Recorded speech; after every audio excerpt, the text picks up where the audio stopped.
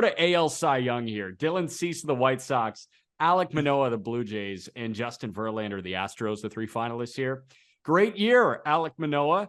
Great year, Dylan Cease. You're not Justin Verlander. Yeah, you didn't have a 175. Yeah. I mean, what? That's why, like, this, we talked about pre-record, like, this episode's going to be kind of short. There's a couple of arguments in here, but it's Justin freaking Verlander, who was unreal. He had a little bit of an injury, didn't matter, came back, almost threw, a no-hitter? It's Justin Verlander.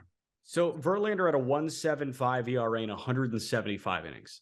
Cease had a 2.20 ERA in 184 innings. So he only threw one more game than Verlander. He only threw 9 more innings than Justin Verlander, and his ERA was still 45 points higher here. Something that stands out about Verlander, dude was 18-4. Like, wins and losses, those matter to the writers. I know that.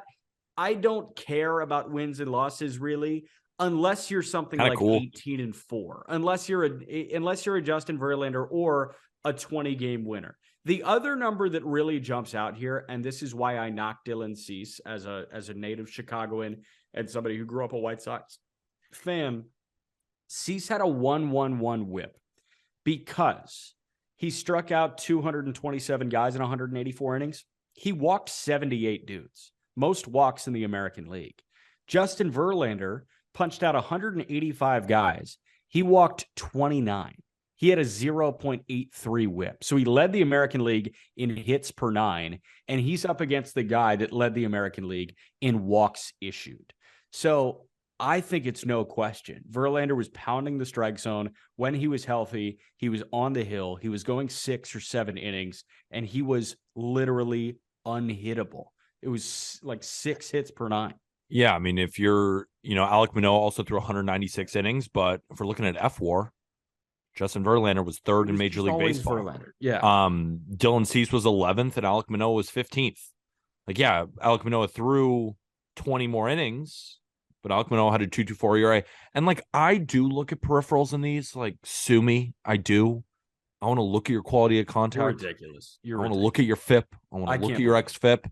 I use that a little bit into the equation. It's not everything. I know it's an ERA award because it's about what you did. It's not, we're not using the advanced stats to project future value. We're not, if this is something that will continue, but I do still look at it. And like Verlander's peripherals, 2.66 xERA, 2.49 FIP, 3.23 xFIP. Dylan Cease, he was right around that, little bit worse ERA, handful more innings. Like Verlander was so good. It's Verlander. Yes, it's Verlander. All right. I want to walk us through an exercise with the NL Cy Young because the three finalists are Sandy Alcantara with the Marlins, Julio Urias with the Dodgers, and Max Fried with the Braves. And there is precedent to this type of conversation. You and I have the same answer. I think this is very cut and dry. But for people that may be saying, oh, well, like, Urias had a better ERA. Okay, yay. There are 2 examples of recent precedent for this. Let's start in 2018. Blake Snell won the Cy Young over Justin Verlander. Blake Snell threw 180 2/3 innings in 2018. Verlander threw 214 innings. Snell had a 1.89 ERA. Verlander had a 2.52. That's a massive, massive difference. How about last year in the National League? Zach Wheeler, 213 1/3 innings. He had a 2.78 ERA. Corbin Burns, 167 innings, had a 2.43 ERA. So a tighter difference, but you talk about the numbers with Burns, and they were just eons better. I mean, this guy had a 1.63 FIP, fielding independent pitching last year. I know. Wheeler had a 2.59 FIP. Burns was not far off in strikeouts. He was better in terms of walks per 9 and Ks per 9. He had a better whip. He was better in every category. But when you look at Sandy and Julio Urias, a 2.16 ERA in 175 innings. He had a 3.71 FIP. Sandy Alcantara, in 228 2/3 innings, that's 53 2/3 more innings, had a 2.28. So only 12 points higher. through 6 complete games. He had a FIP that was pretty much an entire run lower, and they had identical whips. The numbers are not in Julio's favor to the point where he should be getting a first place vote. I feel strongly that Sandy Alcantara should be the NL Cy Young by a unanimous vote. Couldn't agree more. I'll shorten it for our listeners. Sandy had almost double the F4. Sandy was eons better in win probability added. Sandy has a 2.28 ERA versus 2.16. Do you think that Sandy's ERA would have been lower if he was on the Dodgers and they only needed his best 5 instead of the Marlins his best 8? Yes. Yes. Like, you can run me through the rate stats all day. They weren't pitching on the same basis.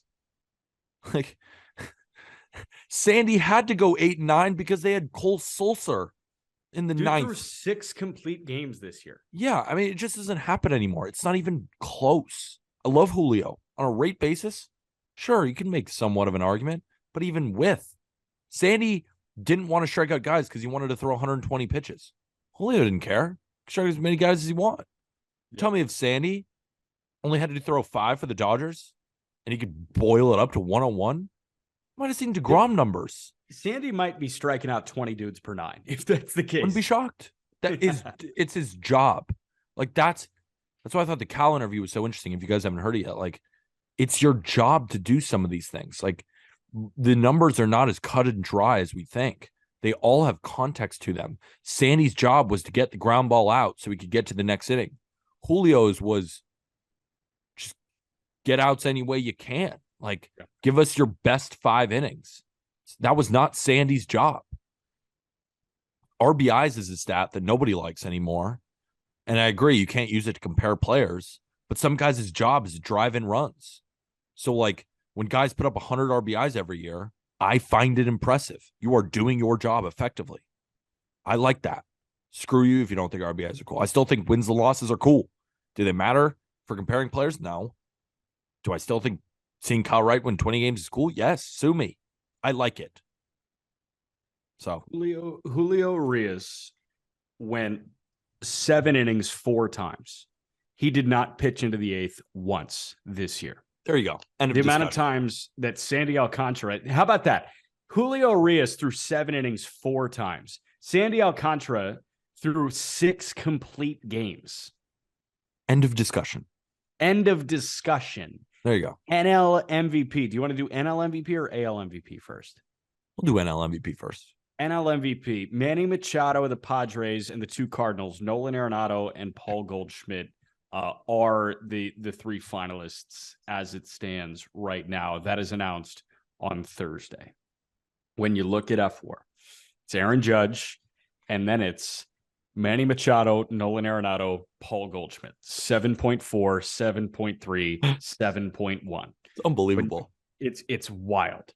When you look at WRC plus, it's Judge, Alvarez, Goldschmidt at 177. But you look at the 2 elite defensive third basemen, Manny Machado at a 152 WRC plus, Nolan Arenado had a 151 WRC plus. This is as neck as you could possibly find it.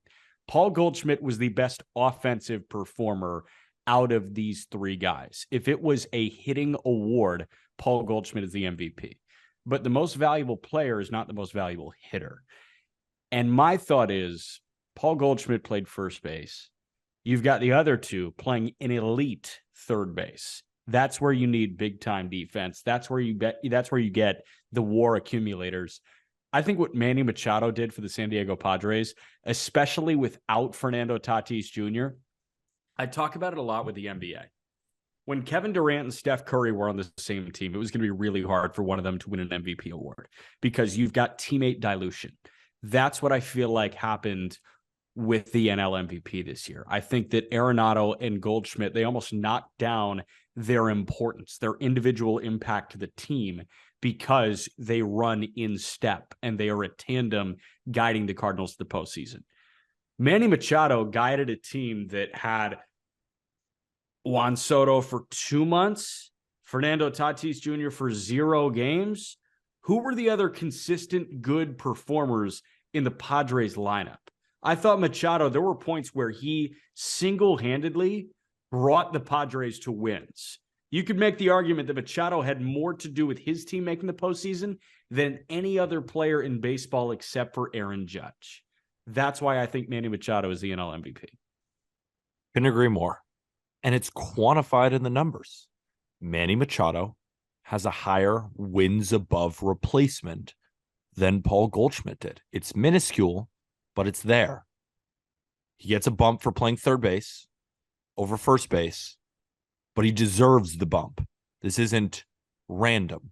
He deserves the bump because it's a harder position to play than first base. Now, did Paul Goldschmidt help save Nolan Arenado on some throws? Saw with my own two eyes. Yes, he did. He was phenomenal over there. Didn't win the Gold Glove, or did he? No, Christian Walker won the Gold Glove. Yeah, because Christian Walker was unbelievable, but I'm not taking that away from Goldschmidt. I think it's so close that what you have to do is you have to look at the word valuable. And you said it best. Correct. You lose Fernando Tatis Jr. You get a half season of Juan Soto, who didn't look like the Juan Soto in Washington. Not only did the Padres make the playoffs, and I'm not giving Machado the bump because of how well they did in the playoffs, but the fact that they got there, like the Cardinals got there too, but they were also expected to get there. Padres were expected to get there, but they still have to deal with the Dodgers all the time. And they had the 108-win Giants the year before. Manny Machado was as valuable as any player in Major League Baseball, second to Aaron Judge by the numbers. I would give it to Manny Machado as well. Like, the hitting is so close. I mean, I know Goldschmidt has the WRC plus advantage, 177 to 152, but 152 is nothing to laugh at. Manny Machado also had 30 bombs, also had 102 RBIs. He had more stolen bases. He walked plenty. He struck out less than Goldschmidt. Hit almost 300, also slugged 531.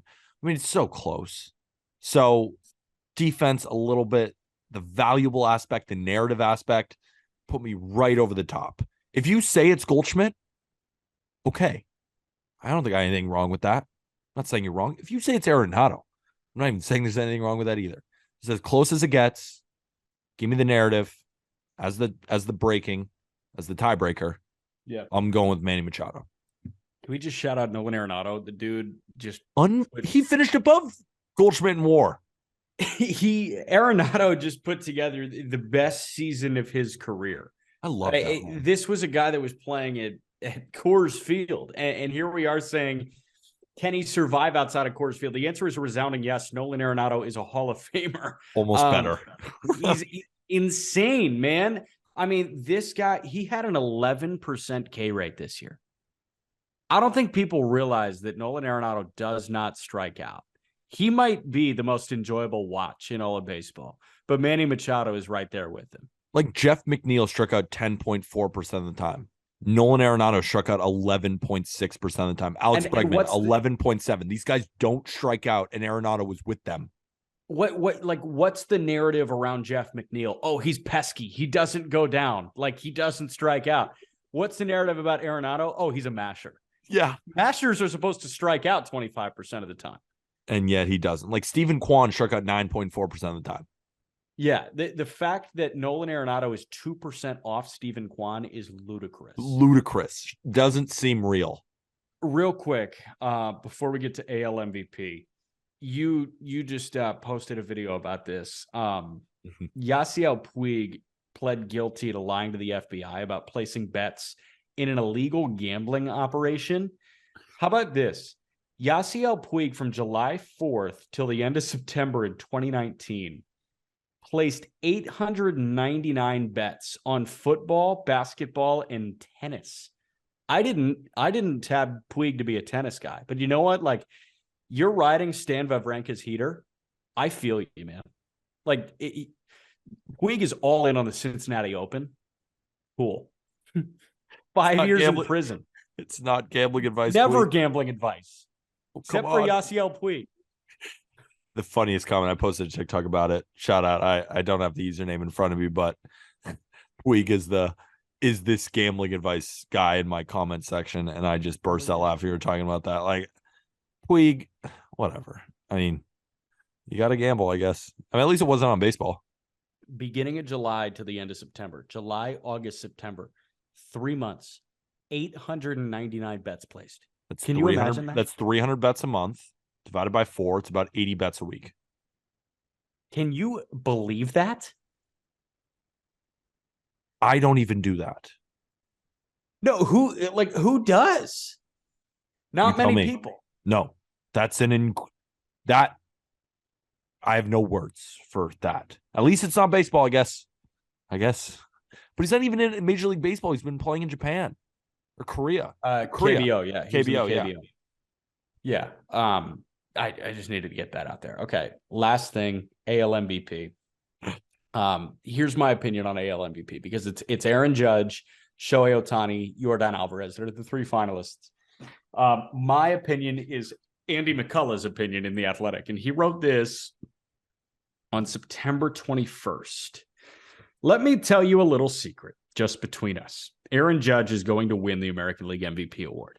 This was true before Tuesday evening when Judge became the 6th man in the history of baseball to hit 60 home runs in a season.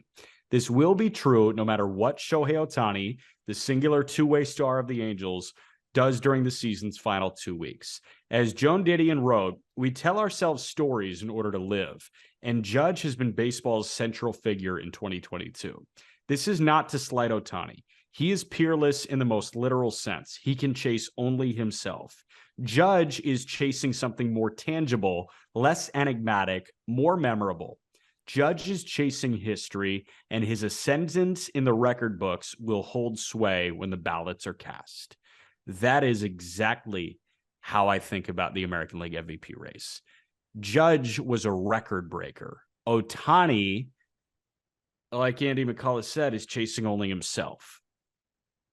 I think that it's a lot easier to tab someone as heroic when they break someone else's record versus when they try and push their own individual boundaries. Agreed.